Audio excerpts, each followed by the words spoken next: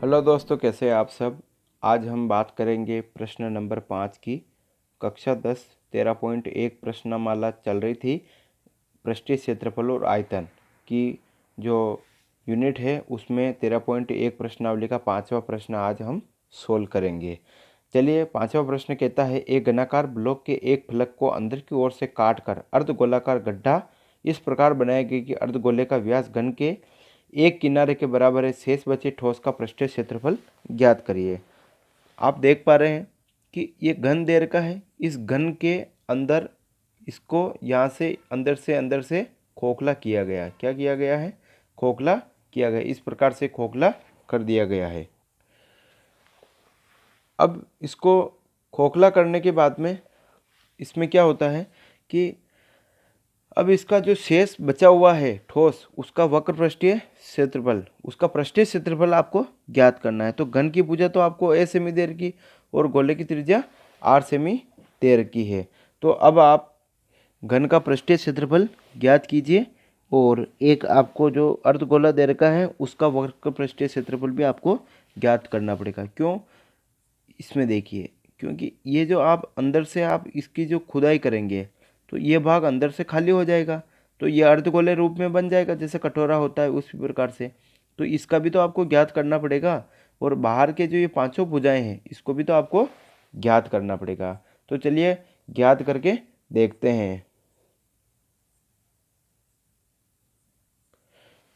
घन का संपूर्ण पृष्ठीय क्षेत्रफल माइनस वृत्त का क्षेत्रफल। घन का संपूर्ण पृष्ठीय क्षेत्रफल क्यों लिया? क्योंकि इसमें 6 भुजाएं आ गई। माइनस वृत्त का क्षेत्रफल क्यों किया? क्योंकि वृत्त का जो क्षेत्रफल है, क्योंकि ये जो पूरा वृत्ताकार है तो वृत्ताकार का जो क्षेत्रफल है इसमें ये छठी भुजा भी इंक्लूड है, लेकिन अपन ने तो इस पर खड्डा खोद दिया तो ये पूरा, तो अब ये सरफेस तो मैंने 6a² में काउंट कर ली थी, तो मेरे को वापस इससे माइनस करनी पड़ेगी πr², क्योंकि वृत्त का क्षेत्रफल इससे माइनस करना पड़ेगा। ठीक है। फिर इसके बाद में जो अर्धगोला बना, इसके अंदर वाला भाग जो अंदर रहेगा कटोरी नुमा, जैसे कटोरी रहती है ना वैसे अंदर खड्डा है, तो ये कटोरी नुमा भाग रहेगा। तो इसको क्या करना है आपको? इसको प्लस जोड़ना है। तो अर्धगोले का पृष्ठीय क्षेत्रफल आपको जोड़ना है। तो ये आएगा 6a² minus πr² plus 2πr²। अब आपको क्या करना है? 6a² प्लस πr² आ गया। फिर इसमें आप क्या करेंगे? 6a² प्लस पाई और r का मान है a/2 का, a/2 है तो इसका भी whole square. 6a² plus pi into a²/4 आ गया। फिर इसके बाद आप क्या करेंगे? 6a² अपॉन 1 प्लस πa²/4 आ गया। फिर इसके बाद में आप इसको आगे तो सोल्व करेंगे तो a²/4 into 24 plus pi semi square इसका आंसर आता है। तो ये इसका आपको फाइनल आंसर मिल जाएगा। चलिए हम बात करते हैं उदाहरण 13.1 के छठे प्रश्न का। दवा का एक कैप्सूल एक बेलन के आकार का है जिसके दोनों सिरों पर एक एक अर्धगोला लगा हुआ है और पूरे कैप्सूल की लंबाई 14 mm है और उसका व्यास 5 mm है। इसका पृष्ठीय क्षेत्रफल ज्ञात कीजिए।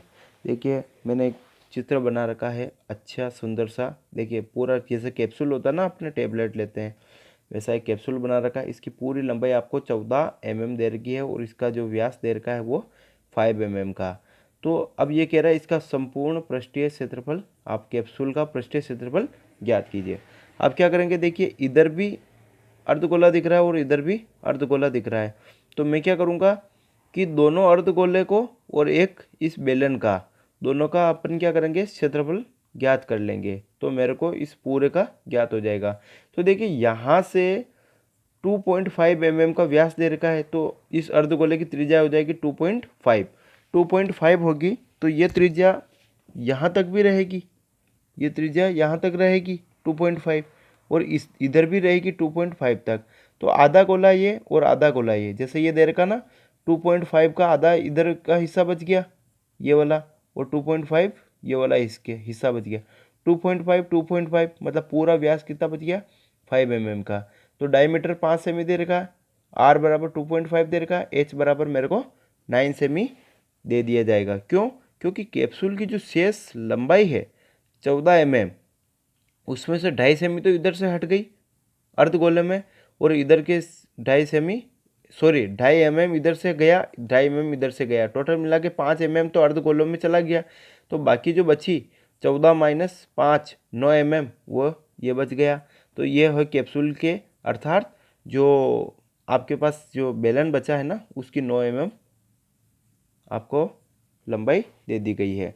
अब इसको सोल्व करते हैं आगे।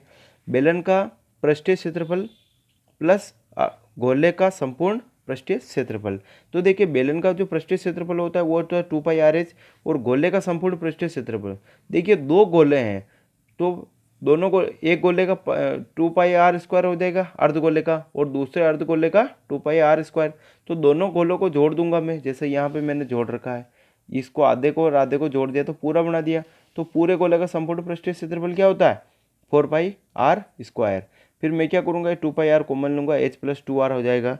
फिर उसके बाद में क्या होगा, 2 का जगह 2 है, पाई की जगह 22/7, r की जगह 2.5 अपॉन पॉइंट हटाए तो 10, और अंदर h बराबर 9 और 2r मतलब 2.5 × 2। फिर इसको मैंने काटूंगा तो ये 5 टाइम्स गया, ये 2 टाइम्स गया, ये 2 टाइम्स गया तो ये 2 से 2 कट गया। फिर इसके बाद में 22 × 5 क्या होगा 110/7, और 9 × 2.5 × 5 ये हो गया 110/7 × 9 + 5 14, काटा इसको तो 220 आपको आंसर मिलेगा। इस प्रकार से हम इस प्रश्न को सोल्व कर सकते हैं। तो फाइनली आपके पास आंसर आ जाएगा 220 सेमी स्क्वायर। चलिए आगे बढ़ते हैं हम प्रश्न नंबर 7 की ओर। प्रश्न नंबर 7 कहता है कोई तंबू एक बेलन के आकार का है जिस पर एक शंकु अध्यारोपित है। यदि बेलनाकार भाग की ऊंचाई और व्यास 2.1 मीटर और 4 मीटर है, शंकु की तिर्यक ऊंचाई 2.8 मीटर है, तो तंबू को बनाने में प्रयुक्त कैनवास का क्षेत्रफल ज्ञात कीजिए। साथ ही 500 रुपये प्रति मीटर स्क्वायर की दर से इसमें प्रयुक्त कैनवास की लागत ज्ञात कीजिए। तो इसको हमें और कोष्टक में दे रखा है। ध्यान दीजिए कि तंबू के आधार को कैनवास से नहीं ढका जाता है। चित्रानुसार आप देखिए मैंने चित्र बना रखा है। इसका व्यास जो ये बना है बेलन, उसका व्यास 4 मीटर है, इसकी ऊंचाई 2.1 मीटर दे रखी है, और शंकु के जो शंकु है ना इसका ऊंचाई कितनी दे रखी है आपको, बेलनाकार भाग की ऊंचाई कितनी है 2.1 मीटर है, और साथ ही इसमें जो तिर्यक ऊंचाई है ये 2.8 है। तो आप इस सब को यहाँ पे एक साइड में लिख लीजिए। d बराबर 4 सेमी है, r बराबर 4/2 अर्थात 2 सेमी है, l बराबर 2.8, h बराबर 2.1 मीटर है। अब इसमें क्या करना है, एक तो करना है तंबू में लगाए जाने वाले कैनवास का क्षेत्रफल और उसका 500 रुपये पर स्क्वायर के हिसाब से उसका क्या रेट बनेगा। तो बेलन का पृष्ठीय क्षेत्रफल क्या होगा, बेलन का पृष्ठीय क्षेत्रफल प्लस शंकु का पृष्ठीय क्षेत्रफल दोनों को ज्ञात करना है। बेलन का पृष्ठीय क्षेत्रफल है 2πr/h और शंकु का पृष्ठीय क्षेत्रफल है πr/l। आप πr कॉमन लेंगे और 2h + l बच गया। पाई का मान रख देंगे 22.7 × 2, इसकी जो रेडियस आएगी, प्लस 2 × h बराबर 2.1 + 2.8, 22/7 × 2 और 4.2 + 2.8, इसको जोड़ने पर 7 आएगा। 7 से 7 कटा तो 44 सेमी स्क्वायर आ गया, और 500। फिर इसके बाद में आप इसको सोल्व करेंगे तो 500 रुपये प्रति मीटर स्क्वायर के दर से आपके पास आंसर आ जाएगा 22,000 रुपये। इस प्रकार से आप इस प्रश्न को सोल्व कर सकते हैं। काफ़ी अच्छा प्रश्न था। प्रश्न नंबर 8 की ओर चलते हैं। ऊंचाई 2.4 सेमी और व्यास 1.4 सेमी वाले एक ठोस बेलन में से इसी ऊंचाई और इसी व्यास वाला शंक्वाकार खोल काट लिया जाता है। शेष बचे ठोस का निकटतम वर्ग सेंटीमीटर तक पृष्ठीय क्षेत्रफल ज्ञात करिए। बहुत ही अच्छा प्रश्न है। देखिए एक पूरा ठोस, ये पूरा बेलन है ठोस। अब इसको क्या किया, मैं अंदर से काटता रहता हूँ, काटते मैं यहाँ तक चला गया। अब मेरे को अंदर क्या बना, एक उल्टा शंकु मिल गया। अब ये शंकु आपको दिख रहा है लाल कलर में, ये शंकु का भाग है, ये ग्रीन कलर का है ना, ये तो ठोस भाग है, और ये अंदर जो रेड कलर का है ये खाली वाला भाग है। अब ये कह रहा है कि बाहर जो बेलन का जो हरा हरा भाग है ये बाहर का भाग है वक्र पृष्ठीय क्षेत्रफल, और रेड कलर में जो दिख रहा है ना ये आपको खोखला भाग है शंकु का। तो इसका भी क्षेत्रफल ज्ञात करो और इसका भी क्षेत्रफल ज्ञात करो। तो इन दोनों का क्षेत्रफल ज्ञात करेंगे तो कुल पृष्ठीय क्षेत्रफल ज्ञात हो जाएगा। तो शंक्वाकार क्षेत्रफल अर्थात इसके अंदर का क्षेत्रफल प्लस बेलन के वक्र पृष्ठ का क्षेत्रफल ज्ञात करना। और बेलन का आधार, क्योंकि नीचे जो आधार है ना वो आधार तक तो गया ही नहीं, क्योंकि वहाँ आधार तो खोखला हुआ नहीं, तो नीचे तो पूरा पैक्ड है ना। जैसे कि एक जैसे ढक्कन लगा रहता है ना, वैसे पैक्ड है। सिर्फ ये मुई यहाँ से ओपन हुआ था और यहाँ से करते करते यहाँ तक चले गए थे। तो नीचे से तो ये पूरा ठोस ही है। तो बेलन का आधार का क्षेत्रफल इसमें जोड़ना पड़ेगा। अब देखिए बेलन शंक्वाकार क्षेत्र, सबसे पहले तो अपन जोड़ेंगे बेलन का वक्र पृष्ठीय क्षेत्रफल जो 2πr/h, फिर शंक्वाकार क्षेत्रफल πr/l प्लस बेलन का आधार का क्षेत्रफल πr²। फिर मैंने πr कॉमन लिया और 2h + l + r। अब आपके पास l कहाँ से लाएंगे आप? तो इसमें देखिए आपके पास ये शंकु में आपके पास त्रिज्या दे रखी है और इसकी ऊंचाई आपको दे रखी है 2.4, त्रिज्या दे रखी है 0.7 सेमी। तो इसके द्वारा आपको ये पता है कि तिर्यक ऊंचाई जो एल कहते हैं, तिर्यक ऊंचाई को एल कहते हैं, वो निकाल सकते हैं क्योंकि लंब और आधार दे रखा है। तो इससे आप कर्ण ज्ञात कर सकते हैं। तो l² = h² + r², l² = 2.4 का होल स्क्वायर प्लस 0.7 का होल स्क्वायर। तो 2.4 को बोलते हैं 5.76 + 0.49, इससे आपको मिलेगा 6.25। 6.25 को आप सोल्व करेंगे तो √6.25 को तो l = 2.5 मिलेगा। अब इसके अंदर आपको सूत्र में मान रखना है 22/7 इंटू r का मान 0.7 है तो पॉइंट हटाए तो 10 और कोष्टक को लिख देंगे 2 × h मतलब 2.4 प्लस l का मान 2.5 प्लस r का मान 0.7।